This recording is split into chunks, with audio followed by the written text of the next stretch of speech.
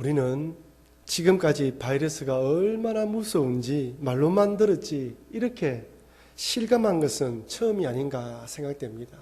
2015년도에 서아프리카 중심으로 에볼라 바이러스가 발병했을 때에도 먼 나라 이야기처럼 생각했습니다. 하지만 같은 해에 메르스, 즉 중동 호흡기 증후군이 우리나라에서도 발병했을 때 그때 150여 명의 환자가 발생하고 16명이 사망했습니다. 바이러스의 위험을 경험했지만 이 코로나19처럼 이렇게 심각할 것이라고는 전혀 생각하지 않았습니다. 내셔널 지오그래픽에서 제작한 인류 멸망 시리즈라는 영상물이 있습니다. 그 영상물에는 우리 인류를 멸망시킬 요인들이 무엇인지 1등부터 쭉 순위를 매겨 놓았어요. 그 중에 6위가 스스로 진화하는 변종 바이러스의 전파입니다. 즉 변종 바이러스로 인해서 인류가 멸망할 수 있다는 것이죠. 이 영상에 의하면 1918년에 스페인 독감이 전 세계적으로 유행했는데 전 인류의 반이 이 병에 감염되었고 최대 8천만 명이 사망한 것으로 이 영상은 말하고 있습니다. 제가 위키피디아 백과사전에 조사해 보니까 여기에서는 최소 2,500만 명에서 5천만 명이 사망한 것으로 추정했더군요. 우리나라에서도 740만 명이 감염되어 14여만 명이 죽었다고 합니다. 1918년 이야기는 거의 100년 전이죠. 100년 동안 우리 인류는 백신이 개발되어지고 환경위생의 개선과 또한 항생제가 개발되면서 이제 바이러스로 인한 이런 전염병에서 해방된 것으로 생각되었습니다. 완전히 바이러스가 사라진 것으로 믿었던 것이죠. 하지만 슈퍼 바이러스의 출몰과 함께 또한 바이러스가 변종을 일으키면서 100년 만에 또다시 이 바이러스로 인한 큰 위험에 빠지게 되었습니다. 여러분, 내셔널 지오그래픽에서 인류를 멸망시킬 원인 1위가 무엇인 줄 아십니까? 바로 합성 생물학을 뽑았습니다. 합성 생물학이라는 것은 쉽게 말씀드리면 과학기술로 바이러스를 만들어내는 것입니다. 좋은 의도로 바이러스를 만들어낼 수 있지만 나쁜 의도로 바이러스를 생산해내면 세균전이 되는 것이죠. 테러리스트의 손에 들어가면 핵폭탄보다 더 무서운 무기가 됩니다. 이번 코로나19 사태는 바이러스의 위험성을 경고하면서 또한 눈에 보이지 않는 세상에 관심을 가지게 만들었습니다. 눈에 보이지 않는 바이러스가 얼마나 치명적이고 위험한 것인가를 깨닫게 만들었을 뿐만 아니라 그저 눈에 보이는 것이 전부라고 생각하고 살아가는 세상 사람들에게 우리의 시선을 보이지 않는 세상에 관해서도 시선을 돌리게 만들었던 것이죠. 이것은 우리 그리스도인들에게 이 땅에 살아가면서 우리는 보이지 않는 하나님을 믿는 사람이다. 보이지 않는 하나님의 나라에 대한 소망을 굳건하게 만들었을 뿐만 아니라 불안에 떨고 있는 세상 사람들에게 보이지 않는 하나님을 더 전할 수 있는 계기가 되었습니다. 저는 이런 시기 가운데에 오늘 디모데후서 전체를 읽어보면서 사도 바울이 영적 아들과 같았던 디모데에게 순교를 앞두고 남긴 이 디모데후서를 통하여 순교를 앞둔 이 바울이 어떤 믿음을 가지고 있었으며 또한 이 디모데가 어떤 일꾼이 되기 원하는지 내용을 살펴보면서 은혜를 나누려고 합니다. 먼저 우리가 살펴볼 디모데후서는 제가 잠시 말씀드린 것처럼 로마 감옥에 갇혀있는 바울이 순교를 앞두고 디모데에게 유서 같은 내용으로 보낸 편지라고 할 수 있습니다. AD 64년 7월 18일에 로마에 대화재가 일어났고 민심이 동요되면서 네로 황제는 이 모든 책임을 기독교인들에게 떠안겼습니다. 기독교인들은 하루아침에 예수님을 구주로 믿는 믿음 때문에 재산이 몰수당하고 붙잡혀서 십자가형에 처해지기도 하고 맹수의 밥이 되기도 했습니다. 이때 사도 바울도 베드로 사도도 순교당한 것으로 생각되어집니다. 여러분, 이렇게 감옥에 갇혀서 곧 순교당할 것을 알았던 바울의 심경이 어떠했을까요? 사람이 죽음을 앞두면 지나온 삶을 다 돌아보게 됩니다. 다메섹에서 예수님을 만난 후 지금까지 세 차례의 순교 여행하면서 모진 고생을 당했습니다. 세워진 교회들마다 일어난 문제들을 해결하기 위해서 얼마나 많은 날들을 소갈이 했습니까? 그런데 이젠 감옥에 갇혀서 순교당하게 되었으니 인간적으로 생각해보면 얼마든지 섭섭하고 좀 하나님께 원망할 수 있는 상황이죠. 그런데 바울은 디모데에게 이렇게 권면합니다. 디모데후서 1장 8절 말씀 우리 같이 읽어보겠습니다. 그러므로 너는 내가 우리 주를 증언함과 또는 주를 위하여 갇힌 자 된 나를 부끄러워하지 말고 오직 하나님의 능력을 따라 복음과 함께 고난을 받아라. 아멘. 주를 위하여 갇힌 자 된 나를 부끄러워하지 말고 복음과 함께 고난을 받으라. 1장에 보면 부끄러워하지 말라는 말이 두 번이나 반복해서 등장합니다. 8절에 주를 위하여 갇힌 자 된 나를 부끄러워하지 말라고 말한 바울은 12절에서도 이 고난을 받되 부끄러워하지 아니한다고 고백합니다. 여러분 여기 부끄러워한다는 이 헬라어 뜻은 수치스럽게 생각하지 않다는 뜻입니다. 수치로 여기지 말라는 뜻이죠. 그렇다고 디모데가 사도 바울이 감옥에 갇힌 것을 수치스럽게 생각했다고 말하는 것이 아닙니다. 그렇게 생각할 수 있지만 그렇게 하지 말라는 것이죠. 오히려 그렇게 생각하지 말고 나처럼 복음과 함께 고난을 받아라고 권면하고 있습니다. 여러분 어떻게 해서 바울은 이런 상황 가운데에서도 이렇게 굳건하게 믿음을 지킬 수 있었을까요? 그것은 바울이 감옥에 갇혀서 순교당하는 것이 하나님께서 자기에게 준 마지막 사명이라는 것을 깨달았던 것입니다. 그렇다 모든 사람들이 순교 앞에서 이 순교가 자신에게 주어진 마지막 사명이라고 깨닫는다고 말씀드리는 것은 아닙니다. 어떤 사람은 환난과 핍박 가운데에 더 굳은 믿음과 더 굳센 믿음으로 이겨나가지만 또 어떤 사람은 믿음을 변절하기도 합니다. 바울은 디모데후서 1장 15절에서 부겔로와 허목의 내가 자신을 버리고 떠났다고 말하며 디모데후서 4장 10절에서는 데마가 세상을 사랑하고 떠났다고 밝히고 있습니다.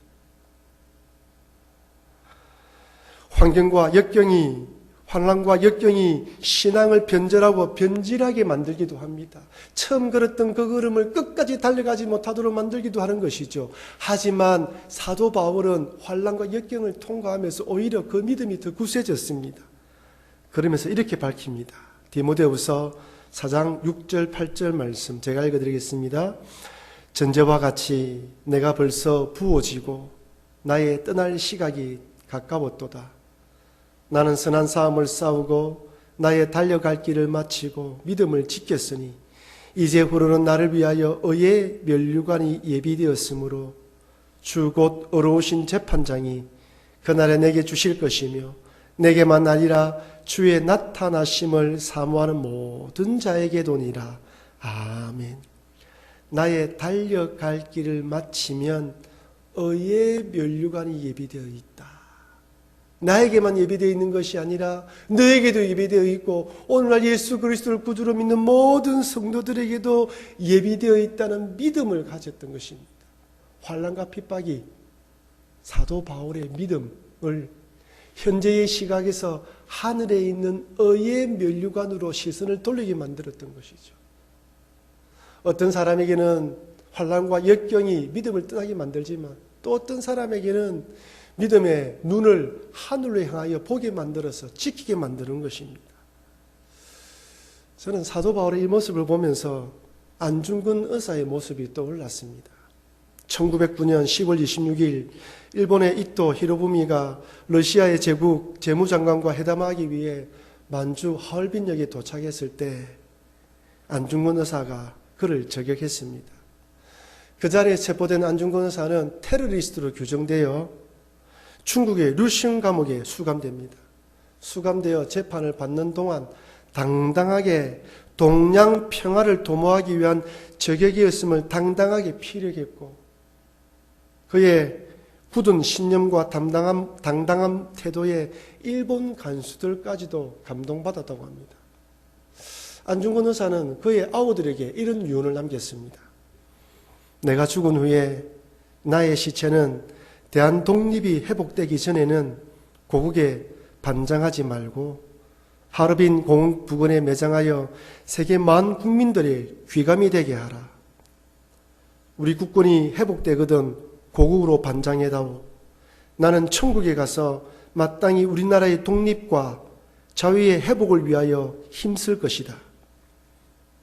대한독립의 소리가 천국에 들려오면 나는 마땅히 춤을 추며 만세를 부를 것이다. 대한독립의 소리가 천국에 들려오면 춤을 추겠다며 유언을 남기고 형장의 이슬로 사라졌습니다. 여러분, 일본 제국주의자들이 안중근 의사를 회유하지 않았겠습니까? 아마 안중근 의사가 변절했다면 일본 제국에 있어서는 이보다 큰 성과는 없었을 것입니다. 하지만 안중근 의사는 끝까지 자신의 신념을 지켰던 것이죠. 하지만 모든 독립투사들이 안중근 의사처럼 끝까지 자신의 신념을 지킨 것은 아닙니다. 독립운동에 뛰어들었다가 일제의 고문과 협박, 회유에 넘어가서 변절한 자들도 많습니다. 그 대표적인 사람이 바로 우뚝순입니다. 이분에 관해서 논란이 있지만 많은 학자들이 이 사람이 변절자로 믿습니다. 그는 안중근 의사와 함께 이토 히로부미를 저격하는 일에 동참했다가 안중근 의사와 함께 재판에 섰고 3년형을 받고 추록했습니다. 그렇게 추록하기 전에 일본인들에 의해서 고문과 협박을 받고 회유를 받아서 결국 변절하게 되는 것이죠. 추록해서 조선인민회라는 황국인을 통제하는 친일단체 회장을 역임하면서 독립군들의 정보를 수집하여 팔아 넘겼다는 의혹을 받고 있습니다. 견딜 수 없는 고문과 협박과 회유에 결국 변절하여 동지의 정보를 팔아 넘긴 것이죠. 고난과 협박 앞에서 끝까지 신념을 지키는 사람이 있는 반면에 또한 이처럼 자신의 신념을 지키지 못하고 죽음의 공포 앞에서 두려워 떨면서 타협하는 사람들도 있습니다. 신앙의 첫 발걸음도 중요하지만 마지막은 더 중요합니다. 처음 예수님을 믿을 때는 정말 예수님을 위해 목숨을 내어놓을 것처럼 말하지만 그 말을 끝까지 지키지 못하는 사람들도 있습니다. 하지만 도저히 신앙을 지킬 수 없는 상황 가운데서도 담대하게 믿음을 지키는 사람들도 있습니다. 예비되어 있는 의의 멸관을 소망하며 끝까지 믿음을 지키는 것이죠. 살아가다 보면 경제적인 문제로 또한 질병과 장애로 또는 이런저런 실망스러운 일들로 얼마든지 믿음을 지키기 힘든 상황과 환경을 만날 때가 있습니다. 이때라도 보이지 않는 하나님 나라를 사모하시면서 그 나라에서 받게 될 의의 멸관을 소망하며 끝까지 당당하게 믿음을 지키시는 여러분과 제가 되길 주의 이름으로 축원합니다. 이렇게 자신의 심경을 피력한 바울은 디모데에게 하나님께 인정받는 일꾼이 되라고 권면합니다. 여러분, 과연 하나님께 인정받는 일꾼은 어떤 일꾼일까요? 한 두 가지로 생각해 볼 수 있는데, 첫 번째로 진리의 말씀을 옳게 분별해야 합니다. 디모데후서 2장 15절 말씀입니다. 우리 한번 같이 읽어보겠습니다. 너는 진리의 말씀을 옳게 분별하며 부끄러울 것이 없는 일꾼으로 인정된 자로 자신을 하나님 앞에 드리기를 힘써라. 저는 오늘 말씀을 준비하면서 디모데후서 말씀을 몇 번이나 읽으면서 디모데후서 2장 15절 말씀이 핵심 구절이구나라는 생각을 가지게 되었습니다. 이 한 구절 속에 디모데에 대한 바울의 당부가 다 들어가 있는 것이죠. 먼저 인정받는 일꾼이 되기 위해서는 진리의 말씀을 옳게 분별해야 됩니다. 만약 그렇지 않으면 믿음을 끝까지 지키지 못할 뿐 아니라 이단에 미혹되어 멸망의 길로 갈 수가 있습니다. 이번에 코로나19 사태로 인해서 신천지 정체가 온 천하만방에 다 드러났습니다. 신천지 교인들 사이에서는 코로나 바이러스에 감염되는 것보다 신분이 드러나는 것이 더 무서워한다라는 우스갯소리가 들릴 정도입니다. 그들은 모략, 즉 교단을 위한 거짓말, 하나님을 위한 거짓말은 구원을 주기 때문에 괜찮다고 말하면서 거짓말을 사용합니다. 거짓말하라고 오히려 이야기를 합니다. 이번에 여러 목사님들과 또한 지인들이 보내준 신천지 자료에 따르면 이들이 거짓말로 전도 대상을 포섭하는데 얼마나 오랫동안 공을 들이면서 단계적으로 참 접근하더군요. 한 몇 단계를 나누는데 첫 번째 단계로는 취미 활동을 위장하여 목표 대상이 원하는 맞춤형 서비스를 제공하는 것입니다. 피아노, 영어 공부, 수지침, 운동, 영어 1호, 심지어 길거리에서 설문지 조사를 한다고 하면서 그들의 취미 생활이 무엇인지를 알아서 접근하는 것입니다. 그들은 전도 대상자가 무엇에 관심을 가지고 있는지 사전에 철저하게 조사해서 그의 맞춤 방법으로 그들을 포섭합니다. 그들과 함께 취미생활을 하면서 마음의 환심을 사고 난 뒤에 그리고 어느 정도 마음을 열면 두 번째 단계로 복음방에 초청합니다. 마음을 열고 관계가 형성되면 한번 성경 공부에 참석하자는 말을 거절하지 못하는 것이죠. 그렇게 한두 번 성경 공부 모임에 참석하게 한 후 이어서 세 번째 단계로 신천지 센터에 들어가서 본격적인 교리 공부하도록 만든다고 합니다. 여러분 놀라지 마십시오. 센터의 수련 시간이 어떻게 되는 줄 아십니까?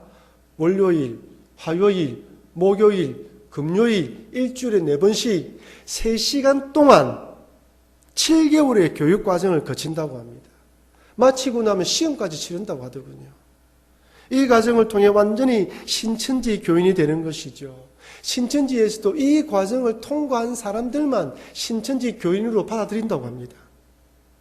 이렇게 정식 교인이 되고 난 뒤부터는 끝이 아닙니다. 이제부터 레벨업을 위한 무한 경쟁이 시작된다고 합니다.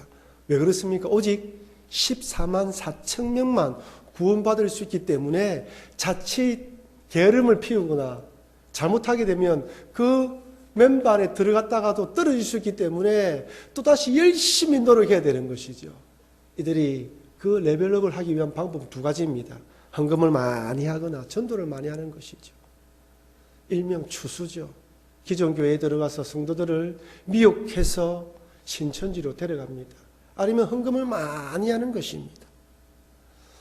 지난번에 말씀드린 대로 우리 교단인 대구 성동교회에 코로나19 확진자가 발생했는데 그 교회 장로님의 아내인 권사님이었습니다. 동선을 파악해보니 신천지 교인님이 판명된 것이죠. 만천하에 다 드러났습니다. 그분이 신천지 교인으로 그 교회에 들어왔는지 아니면 그 교회 근사로 있다가 신천지 교회로 넘어갔는지 그분이 얼마나 오랫동안 교회를 다녔는지 아무것도 저는 알지 못합니다. 하지만 아무리 오래 교회를 다녀도 근사가 되어도 바른 진리 안의 말씀 안에 기초를 두지 않으면 언제든지 미혹될 수 있다는 교훈을 우리에게 주시는 것입니다. 기독교 신앙은 덮어놓고 믿는 것이 아닙니다.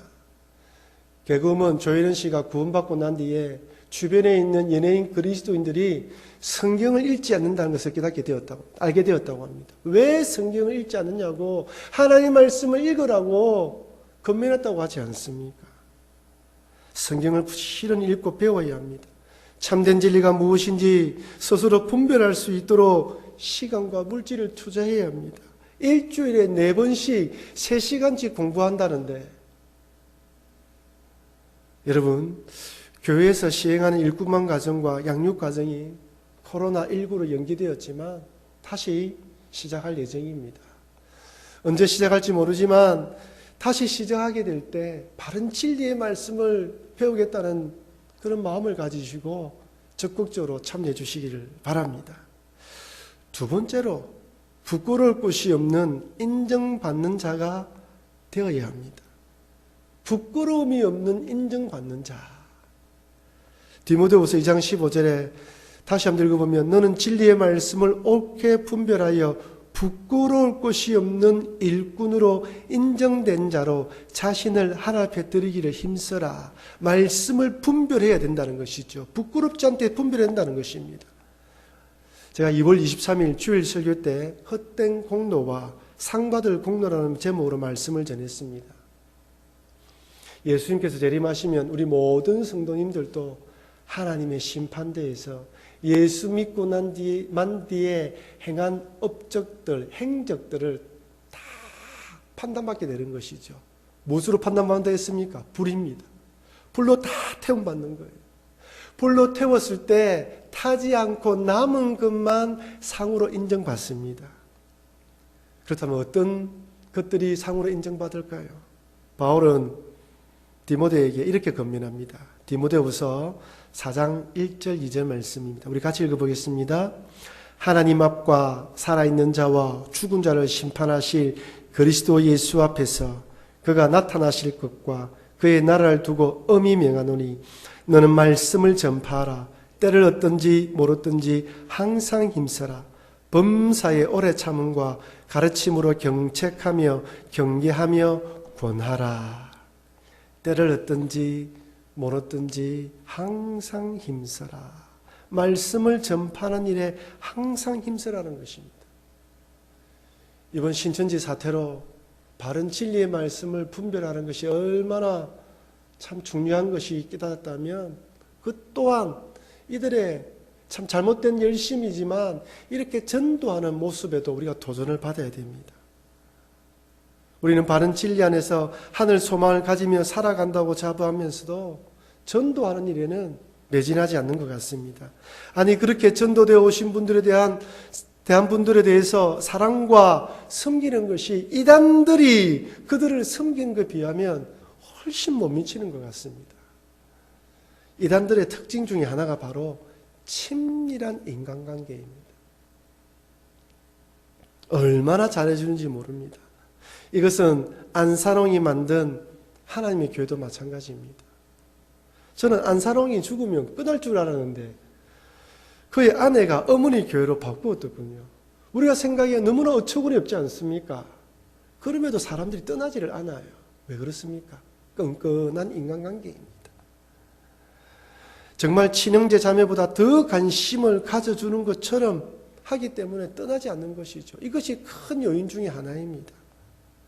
바른 신앙과 믿음 안에서 세워진 우리 교회들이 해야 할 일들을 제대로 하지 않자 이단들이 잘못된 동기와 목적으로 사람들의 마음을 훔치고 있습니다. 이번 이 시기에 과연 나는 믿음이 약한 형제를 잘 섬기고 돌보고 있는지, 정말 바른 믿음 안에서 때를 얻든지 못 얻든지 복음을 전하고 있는지, 정말 복음과 함께 고난을 받고 있는지 나의 신앙을 진지하게 돌아봐야 합니다. 그렇지 않으면 부끄럽지 않는 일꾼이 아니라 부끄러운 일꾼으로 주님 앞에 설 수도 있다는 것이죠. 사랑하는 성도 여러분, 코로나19는 우리 일상의 삶을 완전히 바꾸어 놓았습니다. 경제적으로, 사회적으로 큰 손실을 보게 만들었고 전 세계를 큰 어려움에 처하게 만들었습니다. 하지만 보이지 않는 세상이 있다는 것을 다시 한 번 더 생각하게 만들었고 우리 그리스도인들에게는 보이지 않는 하나님 나라에 대한 소망과 또한 보이는 것만 믿는 세상 사람들에게 참 보이지 않는 하나님 나라를 전도할 수 있는 복음을 전할 수 있는 기회를 제공해 주었습니다. 그러니 오늘 본문의 사도 바울처럼 어떠한 상황 속에서도 의의 멸관을 바라보며 보이지 않는 그 하나님 나라를 바라보며 믿음을 굳게 지키시는 여러분과 제가 되길 바랍니다. 아울러 또한 진리의 말씀을 옳게 분별하고 때를 얻든지 못 얻든지 복음을 전하여 하나님께 부끄럽지 않는 인정받는 일꾼으로 우뚝 서시는 여러분과 제가 되길 주의 이름으로 축원합니다. 아멘.